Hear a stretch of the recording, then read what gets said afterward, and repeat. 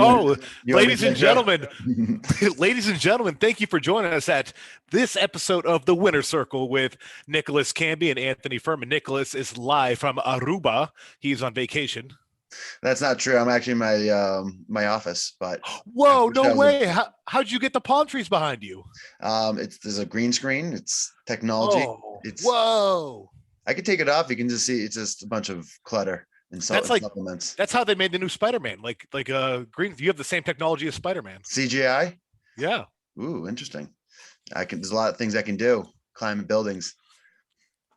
But you forgot the intro, so you need to get into Ladies, yeah, welcome to the Winner Circle, where winners win and losers. loses what? I was going to let you do that part. Oh, why? Why me? Because I always do it. I was going to switch it. We switched it up this week. All right, fine. Well, you threw me off guard, so I didn't really have much there. But we have a special guest today. We have Tyson Morrissey.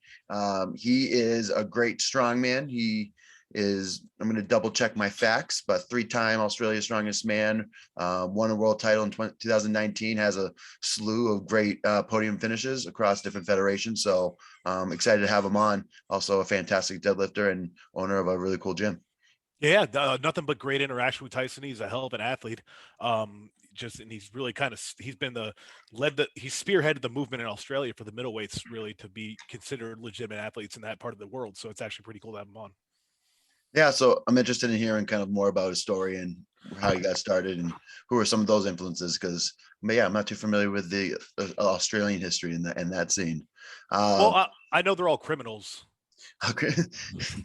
They're convicts. That's all I know about. That's their past, all right, and that's not even their past; it's their ancestral past, all right. That's hundreds and hundreds of years, and then mixed in with the indigenous people to get Australians. That's all right. Hundreds of years ago, my family was alcoholic, so I'm still paying for that. Anthony, do you have any special announcements this week? I mean, the big thing that happened was our international qualifier for Clash 105, Clash on the Coast, finished up. To be quite honest, I was disappointed with the participation. I do think that they're especially outside of America, I do feel like there's a sense of entitlement among athletes. They don't like to have to qualify; they like to be invited, and that's okay. I'm good with that because, as I said from the beginning, I only want people to compete in my series that want to do it. As we move towards more legitimate sport, I say it all the time. Tom Brady, he's not gifted the Super Bowl every year; he has to earn his way back. So that's kind of what I'm trying to bring to Strongman, trying to get away from that automatic invite nonsense. And I want people to have to put the work in to qualify like you would in real sport. So, yeah, we took the top 15. The last event was a sandbag to over shoulder, 120 kilos, 75 seconds. And I tell you, I don't think a lot of boys outside the States really do a lot of sandbag work. Who won that out of the international guys? I have to pull it up because I was not prepared for this. You caught me off guard. I believe 5 or 6 reps was the winning number though, which again, I was like, oh, I thought it was going to be a little more. It was actually Glenn, and I can't say his last name because it's of Scandinavian origin. Okay, all right. 5 reps. But it is an interesting one. I wonder, of course, going into it for the first time, they're learning it as they're competing or doing it for the qualifiers. So it could be some. It was definitely a curveball. It was a curveball, and it was intended that way. One, I love that movement. I mean, I've been shouldering sandbags before y'all even thought about shouldering sandbags. I think it's a great. I think if you can shoulder a sandbag, it makes you better across the board. A lot of things. So yeah, it was interesting to watch, and it's not going away anytime soon if you ever compete in my stuff. So awesome. Well, that's exciting. And then Anthony, of course, we saw McKeegan get an invite. One of my students from earlier in the year, when I kind of went out in terms of doing some consulting and talking to one of the guys I brought on from Jordan Stewart from Nova Scotia and Newfoundland. He's coming over, so that was exciting. So I mentored him for a little bit. I tell you, these guys are very excited. The guys that earn their spot, they're very excited, and that's what I want. I want,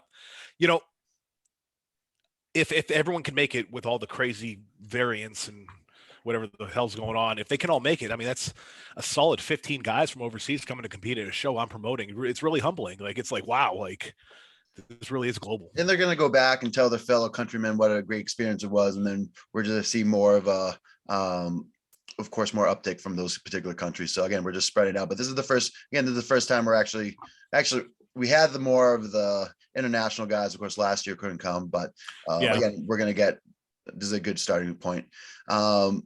Any more announcements, Anthony? No, I think that's it. Well, one other thing I just posted, we actually created a position with the company, the Strong Woman Outreach Coordinator.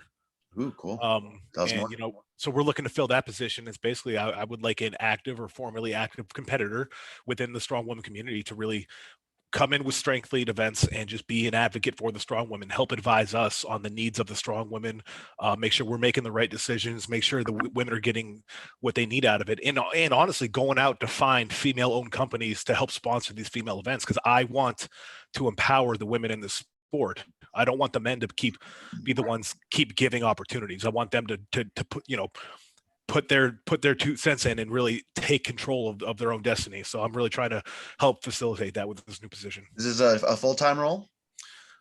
It's going to be as needed. You know, basically as much work, you get what you put into it. Cause we do offer, for example, you know, if they go out and get $10,000 sponsorship, they keep 20% of that. All right. Interesting. Things like that. So it's really, you know, it's like being a realtor. You get paid the work you put in, right? Well, it's going to be, you know, that position sounds like a great area. Again, if they want to get into this type of work, get that type of experience, and then they could leverage that for going forward. But Anthony, I got my own, of course, announcement of this week. I'm hosting my first ever seminar. Never done a seminar before, so big new things in 2022. So just like Brian Shaw, I am super excited. So this is at the Top Strength Project in Pawtucket, Rhode Island. So this is gonna be January 23rd at 10 a.m., which is a Sunday. But going over pressing theories, I'm gonna go with the strict press, the jerks, push press. We're gonna talk about like implement specific tips, also, and then of course tips of the trade.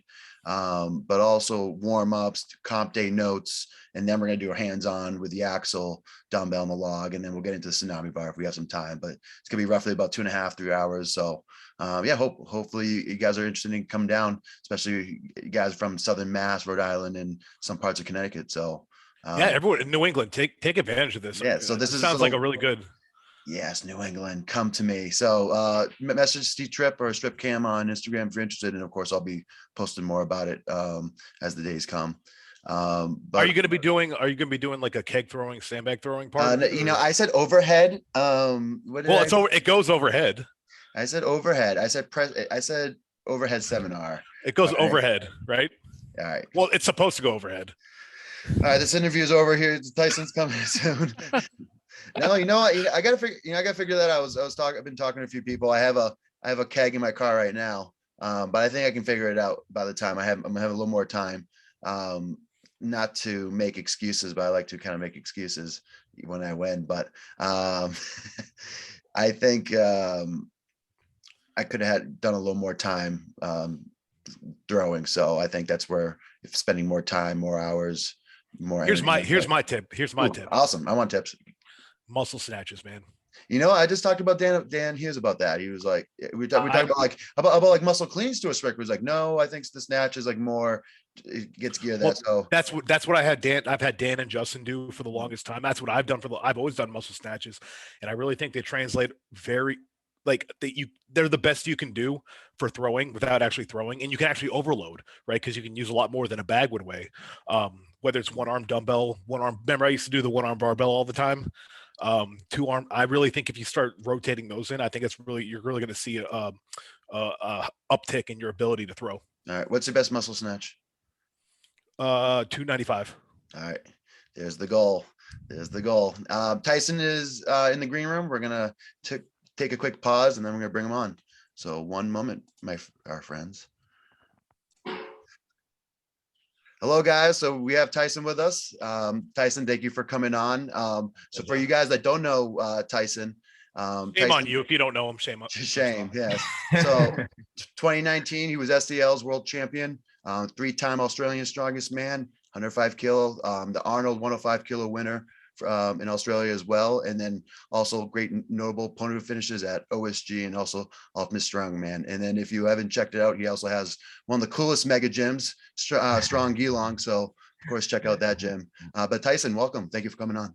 Yeah, pleasure, man. Excited to be here. Yeah, very happy to have you, man. You know, it's great that we can connect, you know, after all these years, you know, not been able to travel and, you know, just missing out, not seeing each other for so long. Tell me about it, dude. I feel like I miss out every time. I watch you guys competing and like Cam be over in like Russia. And I was like, oh, you almost made it to that show, right? I wanted to come to OSG this year as well, but we just can't travel. It's just too much of a pain from here, pretty much. Like, yeah, stuff. Australia is still on reasonable international lockdown, so we're only allowed to just start to travel interstate. That's so crazy. Yeah. Everyone here in America like is losing their minds because for whatever reason, but we're allowed to do whatever we want still. Like there's no restrictions. Yeah, like Lee and I, so Lee Strengthen, who coaches for like my online business, we were talking about maybe we'll just move over to the States for like 3 to 4 months so we can start traveling internationally and compete and just like compete over in the States instead. We're like, if we move, it'll be fine. We'll just wait for COVID to blow over here and then we'll just come back. Yeah, there you go. Always have a home in Australia, right? Yeah, but like you go to the store here and someone's like, could you please wear a mask? And they're like, no, my freedom. And you guys aren't even allowed out of your houses and shit. Where would you go in the United States if you could go like anywhere? I mean, I've been over there a few times and I really like California. So probably over there because it's the sun and the beach. So it's kind of like home. I live like near the surf coast. So I'd be all about getting down to California. Easy transition. Yeah, it's easy. Yeah, 100%. Bit of sunshine, bit of sand. Yeah, that's all right. That's smart. I do that. I would, yeah. If I were you, I would move to the U.S. Virgin Islands. Yeah, all that. Yeah, 100%. Strongman gyms. You gotta make your own strongman gym. Yeah, there you go. A few coconuts to a barbell, and yeah, one of those outdoor like ghetto gyms. Yeah, like they have in Mexico. Palm trees, yeah, palm tree fingers. Just set. I dig it. So all right, I'm gonna get into this because I actually have questions written down. I was giving Camby shit, but actually, yeah. So for everyone that doesn't know, you had a hell of a season in 2018, 2019. So end of 2018, you came to OSG. Yeah. You performed like great. It was a great performance. Just there happened to be someone there that year that was just a little untouchable would be the word. Did Derek Cox? 5 events for 5 is not a bad effort. It's reasonable. Yeah, it was a good time. You know, it's one of those things. I tell people all the time. All it was I had that weekend. Everyone gets, it's rare, but it happens where you're just on. Yeah. All right, here, Anthony, pause really quickly. Tyson, were you coming from Australia to Raleigh, North Carolina? Was that exhausting travel, or and I know you came like a week early too. Yeah, I mean, I came a week early because I didn't want a water loading cut on the plane because it sucks. Yeah. No, look, it's not too bad. I've just done it a few times. Like even by then, like I did the Arnold's a couple of years before that, and I've done a little bit of travel and stuff. Like before that, went to Finland the season beforehand, which was exhausting. That was really long. I did the China comp where you fly over, you catch 2 planes, and you jump on a 12-hour bus ride through the mountains. So wow. I've done a fair bit of traveling and competing by then anyway. So I was kind of used to it. Cool. Yeah. Well, so where I was going with that for Camby rudely interrupted me. That's what I'm going to do, Anthony, since you're leading the questions. I love you too. So that season though, after that, after OSG, you kind of went on a tear that year. I mean, you were hitting all the major comps and really just showing out all over the world. It was, you were ping ponging around. Yeah. How the hell did you do that? Like, that's really, it's a rarity. You don't see that a lot in our weight class. 1, because we're all poor. Yeah. And 2, it's just hard to do, cut weight that many times and be able to perform the high levels. Yeah. So like you had a great season. How'd you manage that? I guess like I was fortunate in terms of, I sit pretty close to the weight class anyway. Like, I mean, at the moment I'm well under the weight class, but usually like I would sort of, if I'm training and competing, I'd probably sit 108, maybe 110. So it's not really that much of a water cut for me. Just depending on what comps and like, if it's a more static comp, I might try to eat up a little bit for like 110, just so my static strength is up. But usually like I feel pretty fit and healthy. I stay together really well at about that 108. So the water cutting wasn't too bad. Obviously having my primary income is like, obviously I'm a gym and I'm a coach and I'm a PT, but I've also got the online business. So I've kind of got remote income, which makes it easy to travel. Yeah. And that actually came about from competing. So the first 2 times I went overseas, I was a PT and I ran a gym, which didn't make any money. So I'd come back and I'd be chasing my tail. I'd travel and I'd basically empty my bank account, not take sessions for 2 weeks, and then come back and have to like get into it and try to make money. And I was like, well, this doesn't fucking work if I want to compete internationally, does it? So that's what kind of started the Strongman Way and the online company. But I just sort of thought I'd go hard for 12 because I knew the business was coming. I knew we were changing venues. So the gym was in a smaller warehouse. And I knew we were going to start to look at like getting a bigger warehouse and transitioning into a bigger business. So I kind of knew that, I mean, COVID happened anyway, so I was forced into it like everyone. But I knew that the year ahead or the next year, the priorities were going to shift and I wasn't going to be able to travel and I was going to have to spend 12 months kind of setting up the business and I guess making that transition, but also making sure I'm setting it up for success. A lot of urgency to go, a lot of urgency to compete. Yeah, a lot of like, it's really hard to run a business or be a coach and be a competitive athlete. You kind of know that, if you want to be the best, like you two know, like it takes a lot of energy, time, and like just like cognitive capacity too. Like you have to think about it. You have to make sure you're recovering. It's time intensive. It's a sport that kind of is a 24/7 job. So I knew that I was going to be able to do that the year after, which meant that I had 12 months or like 18 months to go hard and make sure I stamped my name in there a little bit. So when I come back and stuff, it's easy to get invites and all that kind of thing. But I knew that that was kind of a year that I could push pretty hard. I think I did 12 comps in that like 12 months or like it was a lot. You were just all the time competing. Yeah, so like I was supposed to come compete with you. I think it was the Ultimate Strongman one.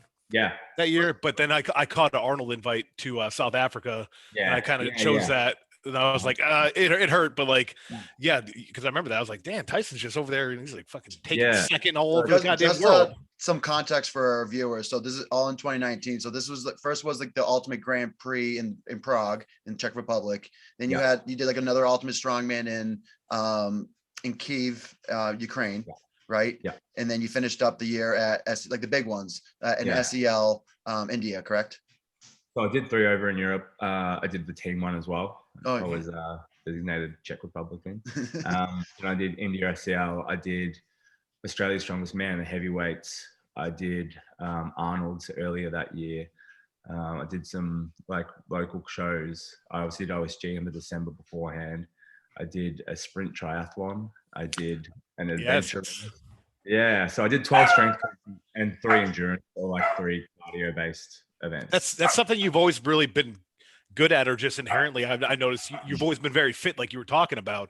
Yeah. And like you're able to do that stuff while being one of the strongest men on the planet, because that's what you were. I mean, especially at that time, you were really one of the strongest men on the planet, and you were still doing this awesome, like, because I was a big fan of that, because I used to do CrossFit on the side. Yeah, I love it, man. It's fun and it's different. Yeah, for sure. And it like, I just feel like it keeps me like having that diversity. Like strongman's, the reason why I love strongman, like if I was doing powerlifting, I couldn't do that. It's like such an objective total sport where like every kilo matters.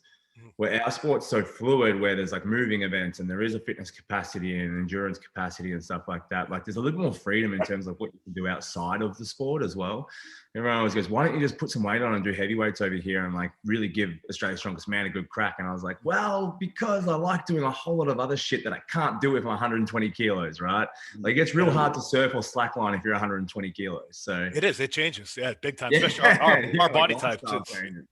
Yeah. So 2019, that was the year I remember. Weren't you pulling like a max deadlift? Like it was well over 800 and you were standing on your own strap.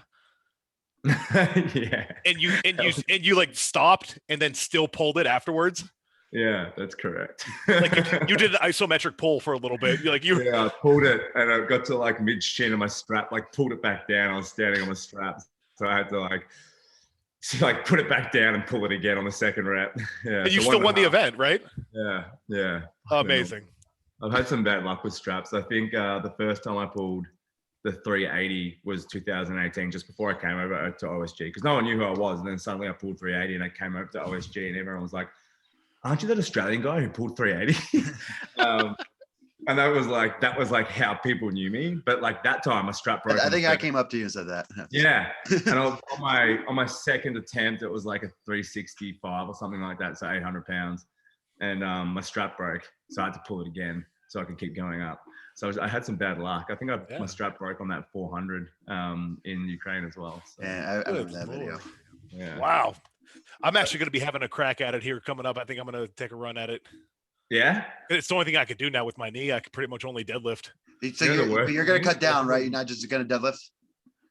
No, so I walk around about 255 right now, so it's not too bad. Okay, all right. So I think I might give it the 105 record. I'm going to try to do it without a suit too.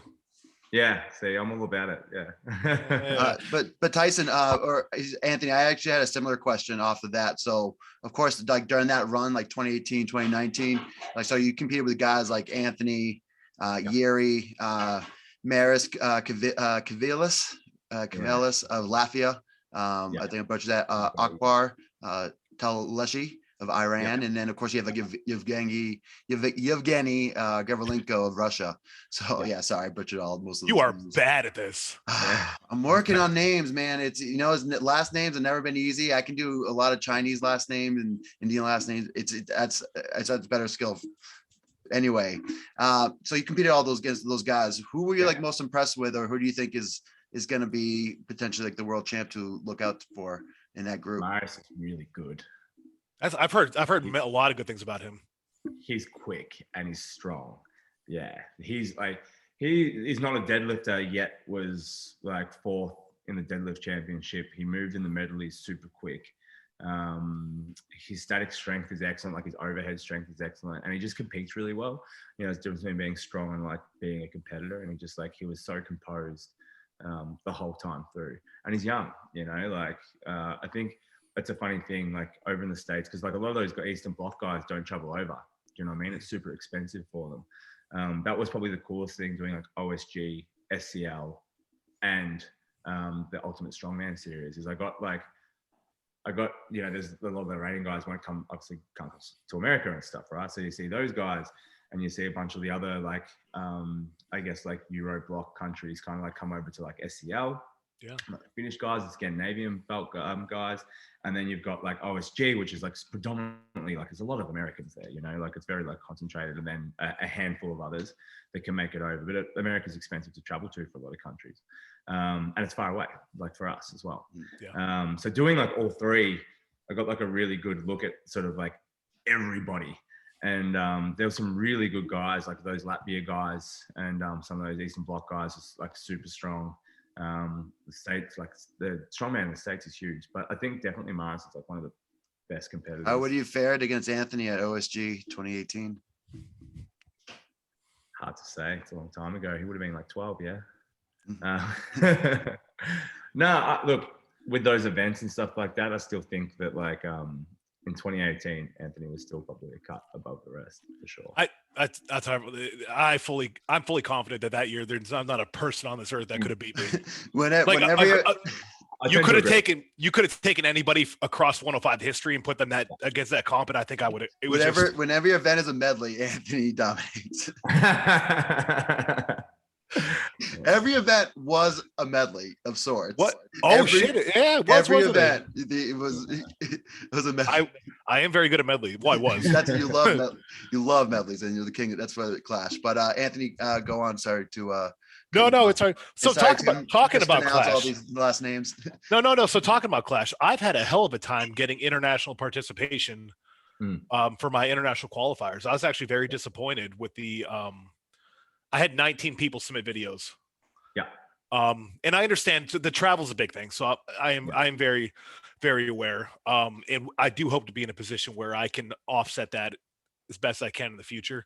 Yeah. Cool. But I do feel from my conversations, that outside of the States, there does seem to be a sense of entitlement where they don't want to qualify for shows. They want to be invited.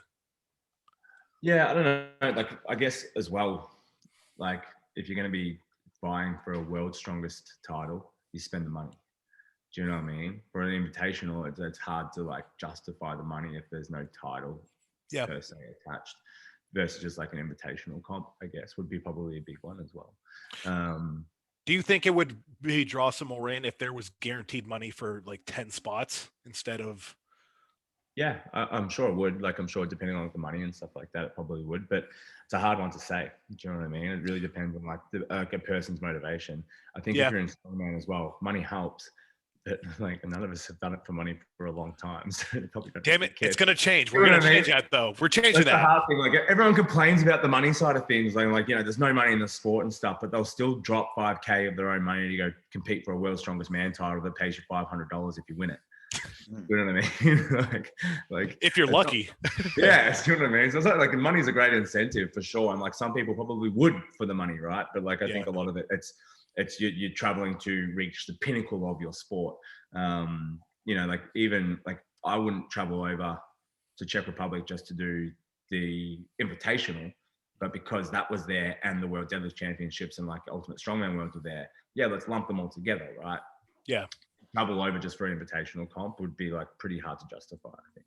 That's a good point. You know, and one thing I do hope to do with Clash in the future, the cool thing about it, it's called Clash on the Coast. So all I need is a coast. So if I could host it in Europe sometime, I would be more than willing to figure that out. That's the beauty of that. You know what? If there was prize money and if we're talking about European coast and me like being in Santorini and lifting weights, yeah, I'd probably travel for that for the holiday. That's what I'm saying. Hold that bitch in Barcelona. Like, yeah. That's the thing about competing overseas is like you always take a holiday afterwards, right? Yeah. Yeah, that's pretty cool. So how did you get into the sport? You know, you obviously you're very well versed. You've traveled a lot. You compete a lot. How long have you been doing it, and like what got you into it? Started in 2014. So, yeah, like what 7-8 years. Yeah. I'm 29, so I was 21 when I started. I started in the gym at like 15, 16, just like bodybuilding, wanted to be a bodybuilder, trained for, I had bodybuilding coaches and stuff like that. Started strength sports, just started powerlifting when I was sort of like 20, got into it. I was like a strong bodybuilding like trainer. Like I always had that intensity thing about me, like kind of inherently. Like I had the pride that like no one would keep up with me on a leg day. Do you know what I mean? Oh yeah. And, power builder. Yeah, power building always. You know, right? Like Lane Norton fat training was like 100%, like bodybuilding forums 100%. And then so I transitioned to powerlifting, and then I was pretty good. Like I was a good powerlifter for like a young kid, right? I did like GPA worlds, like Nats and all that kind of stuff. Won like junior Nats and took some like junior records in Australia. Not that the standards were huge then, not like they are now. And then I didn't know what strongman was, to be honest. My business partner at the time was like, "Have you thought about doing strongman?" And I was like, strongman is like the stones and like exactly how I still explain to people, like the truck pulling and stuff, ESPN, like World's Strongest Man. And I was like, oh, yeah. And we started like Googling stuff, and I was looking like Derek Poundstone, and I was like, fuck, like I want to look like him. Like he's that's a power builder right there. Yeah. But you didn't watch World's Strongest Man when you were growing up? Not really as big thing here. Yeah. Like, okay. Yeah. Like ESPN isn't a big channel here. Like it wasn't really, I don't remember it being like a huge thing when I was growing up. I remember seeing a little bits and pieces of it. Right. Mm-hmm. And then where I was, like where I lived, there wasn't really anywhere to train strongman. So I was like using commercial gyms and stuff. And then there was a gym that sort of had some strongman stuff like 40 minutes away. So I'd go out there on Saturday and do the strongman Saturday. And then sign up for a comp, did the novice comp, and then smoked it. And then I was like, oh, you're one of them. You're one of them. Yeah. Won that because I won it. I was like, I kind of like this, right? Like, this is and then I just like went in full tilt. Like that was the year. So I started that, and then by the end of the year, I was like qualified for Arnold's and did my first like Arnold's kind of thing the year after. Oh, nice, man. I like that because that's almost like a unique story. You know, most people we talk to, they're like, yo, I watched it growing up and blah, blah, blah. And you're just like, I had no fucking clue, but it looked fun. And Derek Poundstone had traps. And 100%. And like, I like powerlifting, I like the strength, but my training, like I loved AMRAPs and that sort of stuff. Like I liked going balls to the wall, like grit, you know. And then I was like, okay, this sport just says grab that sandbag and run it till you can't stand anymore. Yeah. I was like, oh, that's me. That says me 100%. Yeah, that fits. Yeah, then, that's awesome. Yeah, and then winning, like obviously being good at something, like I sort of fell into it and then was good at it, and then just kind of kept rolling with it. It's easy. You know, when I started too, I was fairly successful when I started, and I was just like, oh, oh, I finally found my calling. Ha ha. Yeah, You know? you get that positive feedback, and you're Yeah. like, okay, sick, I can do this. Everyone loves that. You love feeling good. You know, Oh, I just love a trophy, mate. what is your favorite moment of your career? What's your favorite accomplishment, favorite lift, favorite time in your career? Oh, I really liked coming weirdly like third at Ultimate Strongman. Just because I don't know whether it would be my favorite, like because I just felt like I competed really well, and there was a lot of guys that I looked up to for a long time that didn't make it on the podium, and I did. And I feel like I had a great day. I couldn't have done too much better on any of those events, and I came third, and that's fine because I competed well. Probably the first Arnold that I really won, like Yuri Chadwick was ahead of me, and like by 1 point, and I had to win the stone run to beat him, and I did because it was stones. Wow. You gotta love that. That's that's one of those things. Like it's like you have to do it, and then you fucking do it. And Yuri's no slouch either. He's no slouch. He's always in it to win it. Every contest he's there to win. Yeah, so I just come back from Arnold where I dropped the yoke. I was doing quite well, and then I dropped the yoke, which is like one of my best events. And it cost me, it was so light. It was like 320. So I was like, all right, let's take off, right? And I dropped it and it slid. So it cost me like quite a few seconds. And in such a tight group, it was like a 14th place in an event that I would usually come first or second, which really just like dropped me so far down. And Yuri came fourth or something like that at the Arnold's that year, right? And then 2 weeks later, we competed in Melbourne. And like I was sick. I got a cold after being on the plane. Like I felt like shit. I was taking like cold and flu. Started off and I dropped the yoke again. And I was like, oh no, this is in my head now. And so I was behind for the first 3 events and then started chasing him back and then ended up beating him. So I reckon that would probably be my favorite, like, because that was the first like outright Arnold's that I'd won. And I'd beaten Yuri, who like obviously came fourth at like, it was like redemption, right? Like I feel like I bombed at the Arnold's, like flown over to America and just bombed it. And that year was when you beat Yuri? That was 2017? Yeah, I think so. Yeah, 2016, 2017. Yeah. So what I took from that is winners go home knowing they gave their all and they're okay with that. Oh, I don't mind. Like I've done an Arnold's, like the last Arnold's I did, I feel like I didn't compete very well. I won by 22 points. Do you know what I mean? Like a lot. Yeah, like there's a lot. But I didn't feel like I competed very well. And it wasn't like good. Like I won and I was like, I shouldn't have done this. I shouldn't have done this. Like I didn't really deserve to like have that outcome. Where like coming third at like the Ultimate Strongman, like I felt fucking amazing doing that because I had given it everything. I competed super well. And then same with the time that I beat Yuri. But I think that Arnold's probably like my favorite. Probably. Yeah, there's something to be said about like just having a task and no room for error, and you have to execute and you do it. Yeah, 100%. That's puts you on top for sure. Yeah, that's definitely it's like a natural high. It's like, definitely. Yeah. So speaking of Australian stuff, though, you guys got a middleweight kind of series going on in Australia now. Yeah, Super King. It's its own thing now. It's kind of taking the life of its own, where it's just middleweights, men and women, right? Thank you very much for starting it. Or not start. I mean, like when you go overseas, obviously, like the 105 comps have been a big thing everywhere else, right? Yeah. But obviously Mason taking the lead from like what you're doing and stuff. We have a middleweight series, so 90s, 105, 73. Oh, 60. I'm very humbled to hear that. I mean, my whole goal with this, I've been loud as shit for years talking about middleweights and 105s for a reason, because I truly believe, in the mission. It's entertaining. And since 2017, he's been preaching this nonsense.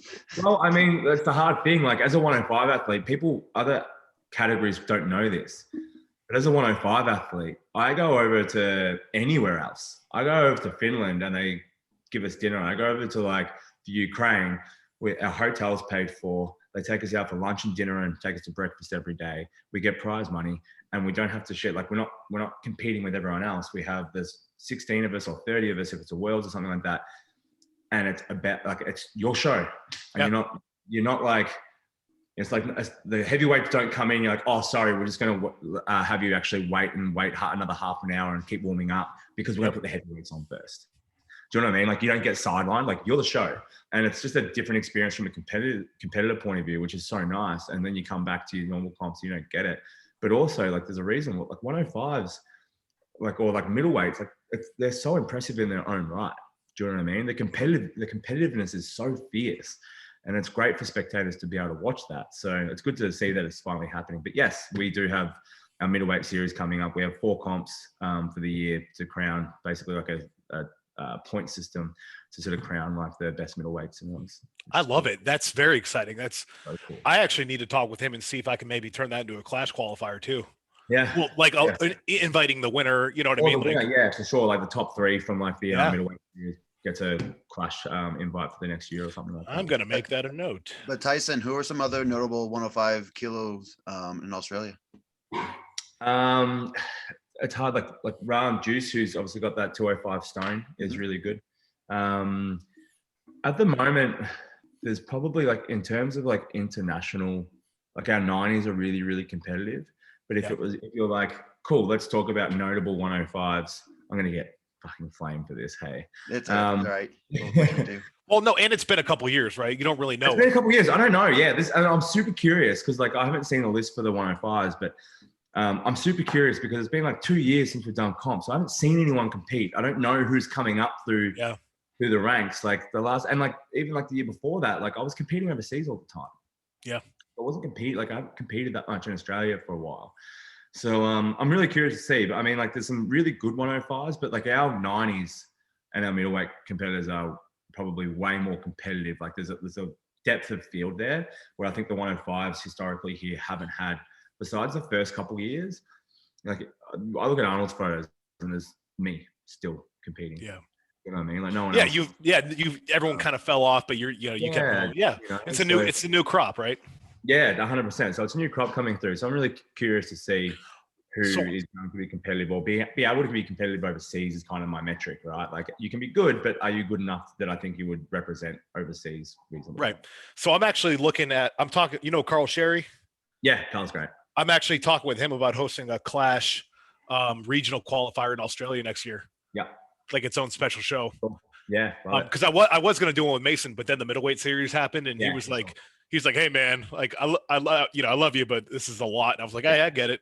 Oh, dude, that guy has so much on his plate, and some of his companies coming up are outrageous. They look awesome. I love the equipment he does. He has great ideas. He's a great ambassador for the sport. Yeah. I was upset just because I wanted to work with him so bad. I was like, no. Dude, we've got one coming up next year, which is like a team comp, and it's out in a crater in the desert, like Mad Max theme. And every team gets to like bring in like a war rig, so you have to like drive in. That's amazing. Like I love corny stuff like that. Like it's my favorite thing. Like and you camp, so you go out there, you compete. All the spectators come out, and like you camp out there and stuff like that. Like Coachella, but in Australia. Yeah, in a crater in the desert. Yeah. That sounds so fucking cool. Yeah, he's got very cool ideas, man. Damn it, definitely a forward thinker. So. All right, so that covers a lot of the questions I had. Now I'm going to kind of get into little abstract questions. Yeah, go for it. How do you like your shrimp? Shrimp. We don't eat shrimp here. Do you like it on the Barbie? Like prawns? I said no Australian jokes. Come on, man. They're sensitive about it. I like it. 100%. He didn't even see it coming. Watermelon shrimp, bubblegum shrimp. It's probably my favorite. All right. Who or what ate your baby? A dingo. Definitely. All right. I'm sorry, Nick. Crocodile? Dingo? You know what? That's a very sensitive story. That actually happened. All right. So, and they still haven't recovered from that day. That hurt our nation. Just keep bringing it up. All right. It's a nation sensitive topic. There can't be too many more. Is that? I could put them on mute for a little bit, Tyson, if you just mean you want to talk. Is this a knife or is this a knife? Is that what's coming up? That's not a knife. I didn't even bring up Crocodile Dundee. He did. That wasn't even me. I'm sure I got a hat somewhere. All right, proceed, Anthony. All right. No, I'm done. That was it. Those are all my questions. Those two questions. All right. So my turn. Awesome. Hello, Tyson. Good to see you. Tyson, speediest deadlifts I've seen. I think we've talked in the past. I messaged you. You said a lot of it comes down to programming and like doing speed deadlifts. But if you want to talk about what it takes to have a really speedy deadlift like yours. Intent and purpose, like how you approach your warm-ups, like I think that people sort of spend a lot of time in the warm-ups and they think slow, right? Like you approach the bar and you're warming up, so they don't put the same intent and purpose, and then they expect to be able to hit another gear when it's time to break floor, create acceleration, and drive a heavy deadlift, right? From the get-go, like from with 60 kilos, so whatever that is in freedom units, 132, 70 alligators. Look, from the get-go, like yes, I do a lot of speed work, and like I'm a big fan of Josh Bryant talking about like compensatory acceleration training and stuff. So like using like high sets, low reps, speeds at like a percentage that allows you to move the weights quickly. But for the most part, I think like even if you don't do that, your warm-ups should be quick. Your intent and the purpose that you approach your first sets really sets up your top sets for excess. And when you're breaking inertia or a deadlift where you don't have that stretch shortening phase, you don't get the ability to like load eccentrically and then drive. Your ability to drive or create force through the floor, like your RFD, rate of force development, is so imperative. So being able to train that or put purpose behind the warm-ups for something like that is really important. I agree. I used to actually time my warm-ups. I'd film them, and I would try and time my lifts, and I would try to keep them all within a certain. No matter what, 135 to 600-700 pounds, I was trying to keep them in the same speed. 100%. And like I know, like if I watch a video where I can feel it, I know that like in my warm-ups, if they're a little bit slower, then it's probably not the day to like put on that extra 10 kilos I get carried away with. It's like that feels a little bit slower. That's a little bit slower in the video. My force isn't there. Like I don't have the speed there today, right? And it's a very good metric to be able to, or like even subjective metrics to be able to like judge where you're at on the day versus like in terms of like choosing RPE. Yeah. So for me, another thing I always was for speed, because I'm pretty fast. I was always fast off the floor too. It's kind of were you, Anthony? Were you super fast? Were you the Flash? Anyways, so what I always told people was don't be afraid of high hips. You know, some people, they sit too deep in their deadlifts. Yeah, they're not getting come over the bar and stuff like that. Yeah, because everyone gets afraid. You know, they're taught to not, have your hips high, but like.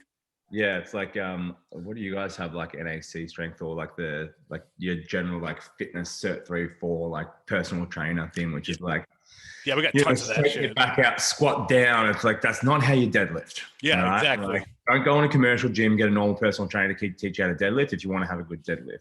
Yep.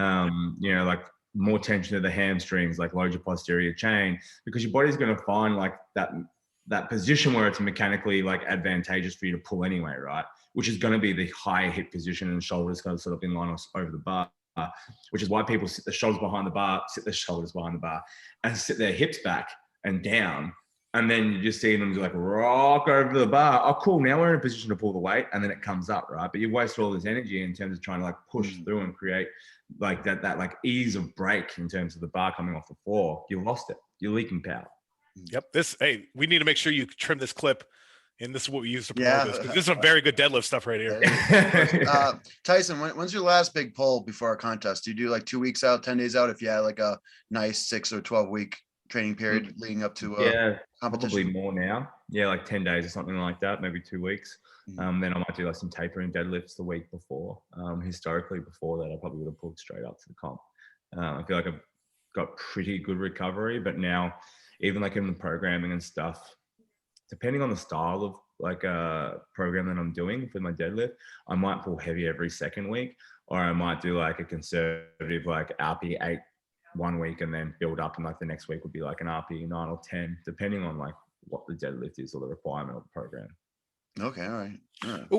Oh, speaking of tips for like lifts and stuff, Tyson, do you have any tips for throwing kegs or sandbags? Damn it, that was my next question, Anthony. Get your own set of questions, all right? That was literally my next question. Hey, Tyson, this is totally not for me. Do you have any suggestions from keg throwing?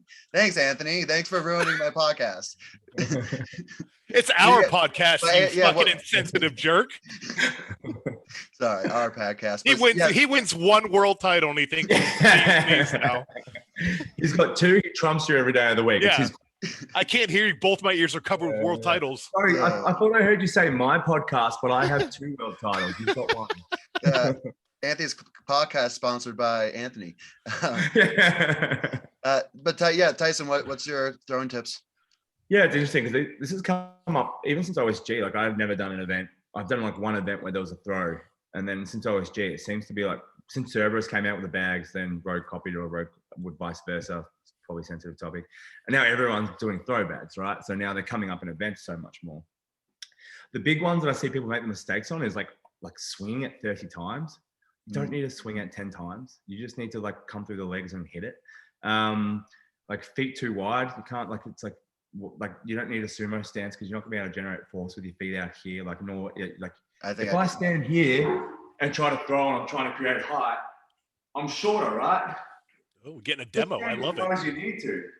This is the winner's circle first. We never had a demo before. Yeah, yeah. You're welcome. The other thing is like arms long, yeah. Like the other thing is like people do these things where like they throw here as opposed to keeping tension on the bag, like swing through and hit triple extension and then hit it. They create like slacken the bag when you're swinging. When you're swinging, you need to keep your arms longer or keep tension on the bag and the handle. So like if there's slack in the bag, you're not going to be able to rip through and rip up and create triple extension. Lastly, like triple extent, right? Like driving to your toes, drive upwards, and push your hips through, and then release. Right? They're probably the big ones. Like, I'm going to give you a plug for everyone watching. The Strongman Way right here, Instagram. He's a great coach. He knows what he's doing, obviously. Apparently, I've been doing a lot now. Yeah, go follow him. He does coaching all across the world, online, remote coaching if you need him. This man knows what he's doing here, and he can communicate it. That's the key. Yeah, 100% coaching, right? Tyson, do you have any accessory lifts that you like for throwing? Throwing. More throwing. Yeah, we do some like compound training in terms of like we do like heavy kettlebell swings into throws. So like we might do like heavy kettlebell swings and then just do like lighter throws. So we'll do like 32, 40 kilo kettlebell swings, like 8 to 10. And then we'll do like 2 or 3 throws over a high beam with like a light bag afterwards.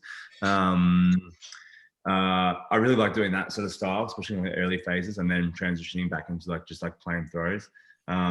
We do like, depending on in our off seasons, if we're just trying to like rotate through and keep fit and strong, we do like a lot of like semi-conjugate, not really, but like we'll do 2 power days, 2 strength days, and like in our power days, we'll do like dead ball throws to a wall, or we'll do like overhead like dead ball throws or like push press throws and stuff like that, just like speed or power work. But honestly, I think just like throwing is like, it's like deadlifting. Do you have the best accessories for deadlifting is just deadlift more. The best accessories for throwing is like throw more, do different variations of throws, like focus on like triple extension. Like I like ollie lifts, but the skill-based component makes it really hard, especially strongmen tend to be shit at doing them anyway. So yeah, like power cleans are fantastic to teach triple extensions, or like power shrugs and stuff like that to like drive upwards and create triple extension. But a lot of us are bad at it because we're not ollie lifters, right? So we probably don't execute it to the extent that it needs to be executed to be able to translate better to throws. So I think that like open chain movements versus like ollie lifts, for example, are better because you can create more force. You don't have to worry about the technical element and you can follow through, right? Interesting. Yeah, it's something I have to try because I'm very proficient in Olympic lifting, but I can't make the connection towards throwing. For sure. Right. And then they're slightly different, like it's open chain versus closed chain. One might say he's one of the worst I've ever seen at throwing. That's not true. That's not true, Anthony. Where's it go wrong? What? It's last. So when he lets go of it, it never goes over the bar. That's where he goes wrong. It helps, doesn't it? Throw light bags more till they get better, and then start moving it up, right? Yeah, it's I gotta figure it out. I'm gonna figure it out. I think just more volume and time. No, don't more volume. Do frequency. Throws do this. They crash quick, man. Yeah, you get like you might get 2 or 3 good runs on a throw, and then suddenly you get frustrated and then start just like dropping down, right? Throw more regularly, like start 3 of your sessions a week just with like in your warm-ups. Start it with some light throws over the bar and do that. So frequency versus volume, because your volume, like you'll see an output decrease so quickly, but your frequency, you'll be able to like get more throws in, and your total weekly volume will be accumulated throughout the week, but you'll still be able to throw properly. Write this down, Camby. I don't see you writing. I'm recording the podcast, so I have unlimited knowledge. All right. Thank you, Tyson, for that. So I want to hear a little more about your SEL title in 2019. So traveling to India, competing, winning the contest. Probably I've heard from other competitors, probably not the ideal conditions. I know there's a lot going on in Mumbai, but yeah, was it Mumbai? Kolkata. All right. Well, yeah. Coconut? Kolkata, I would say. Calcutta? Calcutta? Oh, Kolkata. Jesus. Ocala, I hardly know her. Yeah. Damn it. India. Yeah. Sorry, So India. in India, but of course, tell us about that competition and kind of what it took to win it and what you were thinking before. Yeah, sure. I was pretty confident coming into it because the events were good for me. Just like I was shattered that I didn't get to come over and beat Canby this year at OSG because they were good events for me. I don't know whether that would have been the case, to be honest. But no, like I was pretty confident coming over because I did like the events, and the loads were pretty like it was the end of the year of a big comp season. I've done a lot of comps, obviously, like we've already talked about, but the loads were such that I felt like I had a pretty good strength surplus there anyway. Like I feel like my ability or capability on all those events were well and truly in excess of like what the actual events were, so I could execute them all pretty comfortably. Surprised myself on some, like the log press for reps and stuff like that. Like David Williams got like 160, 170 log. Wow. I managed to like tie with him on my worst events, right? Like I did well on my bad events, or like my historically not as good events. But yeah, look, we lined up for 2 hours to weigh in. It was like 35 degrees. I didn't fly in early for that comp because I didn't really want to risk the food situation and water cutting loading over there. Mm-hmm. So I flew in about 2 days beforehand, or a day beforehand to compete. The events changed, the equipment had changed. It was hot as coals out there. It was interesting. Look, I actually didn't mind. Like I think they did like a reasonable job. The comp actually ran pretty fine, like pretty comfortably. I mean, it was never going to run that bad. Like it didn't run too badly. You think like you got Yoni, you've got like all the guys from SCL running it over there. There was like things that happened that probably were less than ideal, but I mean, it's competition. That's the whole thing. If you want to complain about a competition where everyone's doing the same thing and would have done better if this. It's like, no, if you want to like lift at your gym, but that's the whole thing with competition is extenuating circumstances that are out of your control for everybody, and everybody's in the same boat. So look, I enjoyed it. The events were good. I didn't really feel like I made too many mistakes or any mistakes on all. I think I won most of the events. And yeah, it's great comp. Winners adapt. Yeah, and like people who don't stand on the podium bitch about it. Mm-hmm. Because like for whatever reason it was like, it was unfair or blah blah blah, and like, yeah, sure, there's like elements that like aren't great and like less than ideal, but like you get on with the job, and if you're good enough, you're probably going to come out on top either way. Yep, I agree. I couldn't agree more. Yeah. Tyson, how many competitions have you done? Have you competed in since you started your strongman career? I think it lasts, like I sort of like tried to, I don't really keep like, I should have kept like note or like track of them. I think something like over the mark of 50. 50, wow. And that's a mixture like of powerlifting, strongman. Yeah.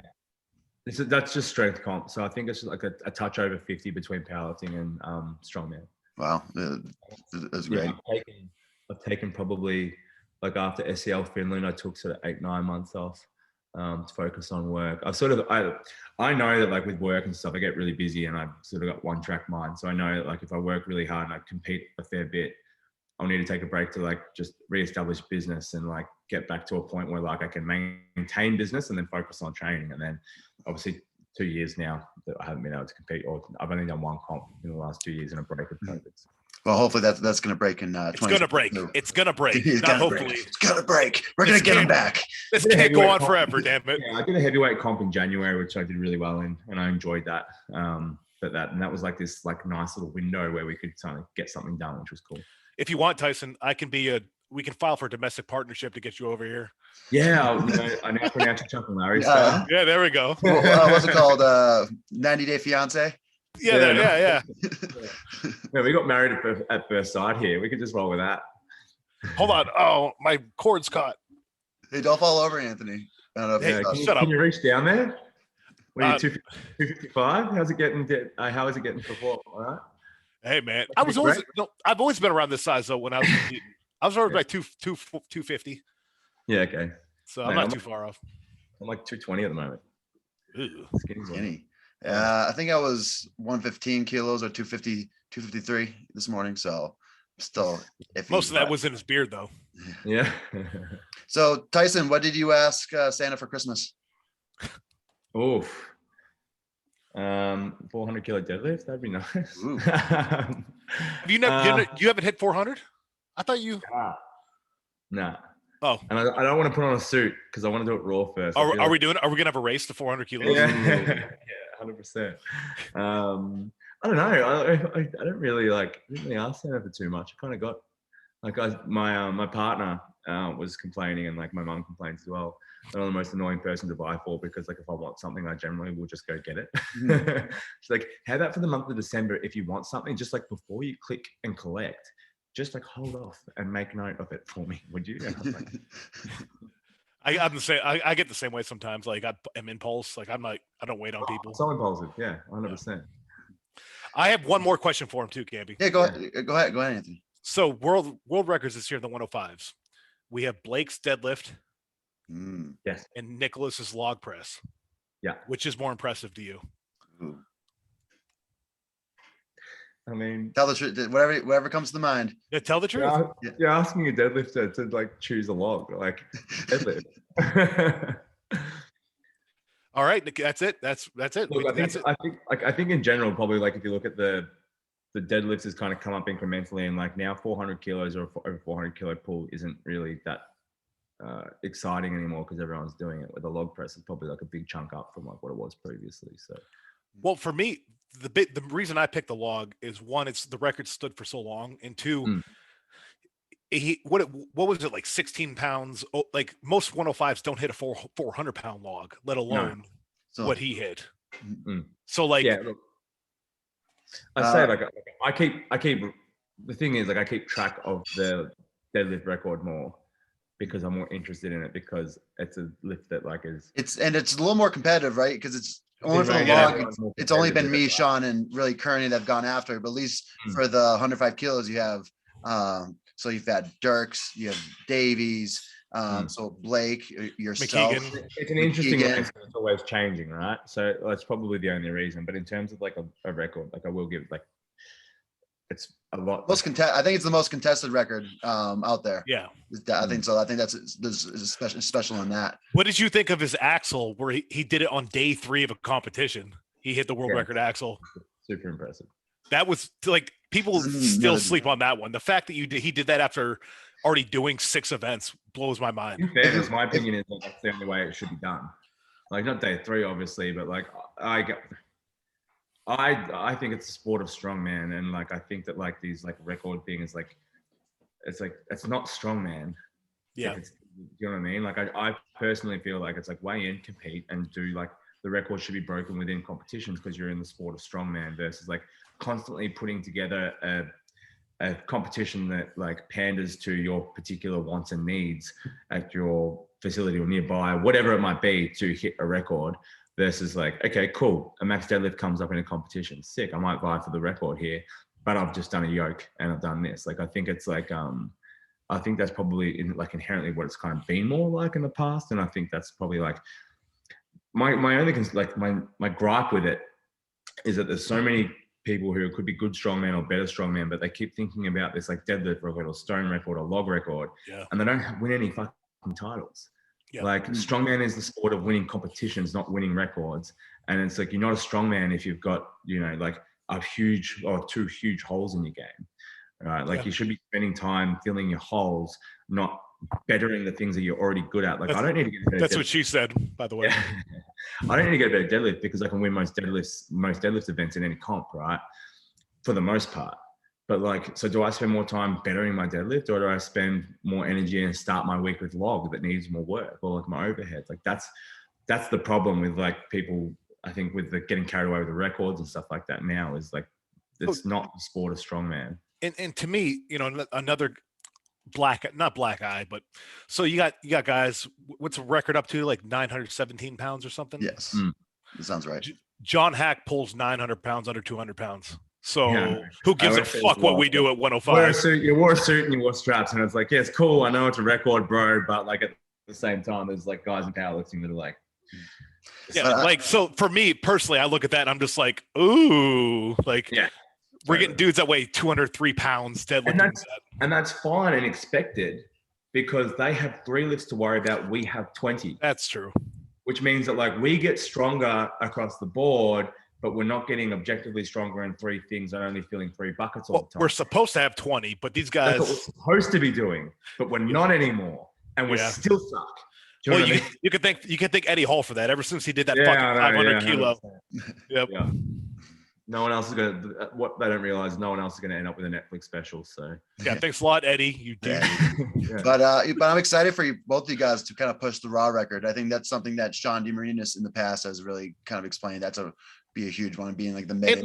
I have nothing against suits. Like it's allowed. I get it, but I just I don't know. Like it's something about that skin, that natural skin suit to pull in and feel good. It's always better raw, bro. 100%. Yeah, exactly. But yeah, you guys make sure you hit a big record. So because I'm gonna chase it probably in a few years. I think that's probably I think right now if I had to like plan my career, I'll put like my chasing the deadlift record towards the end because I feel like that's something that's like slowly or incremental kind of increase. But I'm ready for a dumbbell record whenever it appears. I think that's what I'm excited for. January 15th in Nashville, we're doing a 90 kilo world record.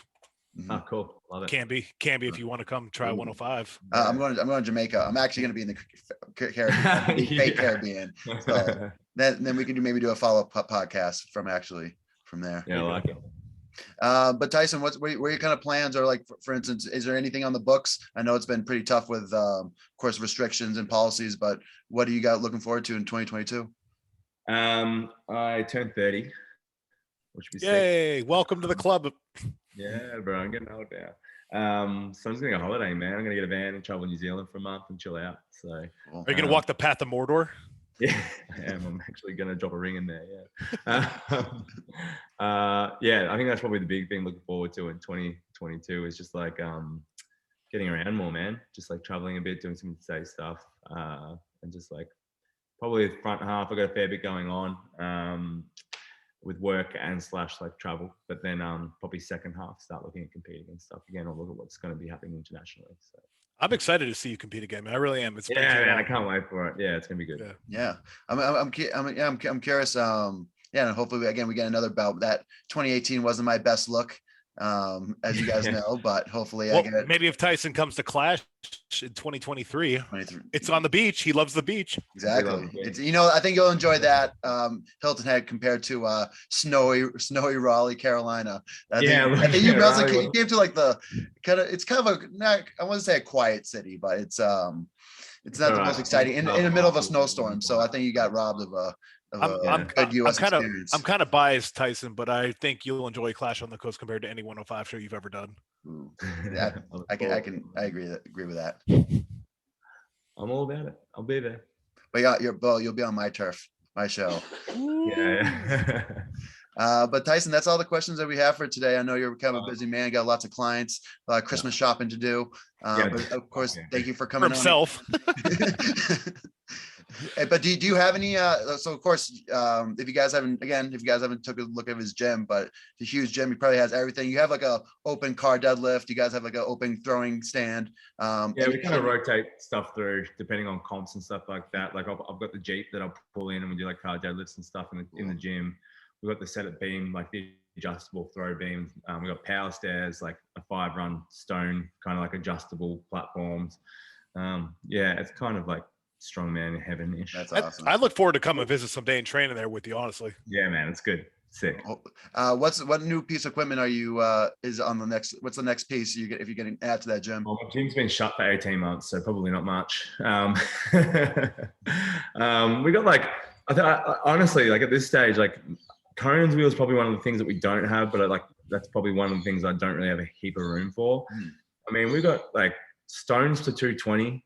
We've got like 5-6 logs. We've got a heap of axle bars. We've got a block press, a crucible. Like there's not much. We've got sandbags to 180. There's not much we don't really have. So I'm kind of stumped. I usually just ask the members what they You don't have an 18-wheeler inside of there that you can just pull on a Yeah, we don't have. I've got one on call though, so I do.